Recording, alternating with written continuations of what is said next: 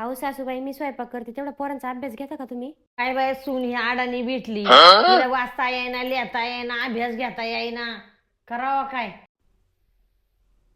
चांगली शिकली असती तर नोकरी केली असती, आणि आता बसली फरशी पुशीत. आता जा मला आमच्या करून. धराच्या सासूबाई माझं एक काम करून द्या ना तुम्ही. काय ग, बोल पटकन. अहो माझ्या आईला ना तिच्या सुनाच्या नावावर प्रॉपर्टी करायची, पण ती अडाणी, तिला लिहिता वाचता येत नाही. आणि तसेच घरातले पण सगळेच अडाणी येतात, त्यांना पण काहीच येत नाही. त्याच्यामुळे तुम्ही एक पत्र लिहून द्या ना मला. जा कागद घेऊन ये, लिहून देते. धरा सांग काय लिहायचे ते. लिहा. मी माझ्या सहकुशीने माझ्या सुनेच्या नावावर प्रॉपर्टी करीत आहे. यात मला कोणाचीही जबरदस्ती नाही, मी सगळं सहकुशीने तिला देत आहे. मी माझी सर्व प्रॉपर्टी सुनाच्या नावावर करीत आहे, ह्यात कोणाची हरकत नाही, कोणाची जबरदस्ती नाही, मी तिला सुखुशीने देत आहे. थँक्यू सासूबाई. पण ऐका ना, तेवढी सही पण करून द्या ना. आमच्या घरात सगळे अडाणी ना, कोणाला सहीच येत नाही. अहो सगळी कशी बाई अडाणी?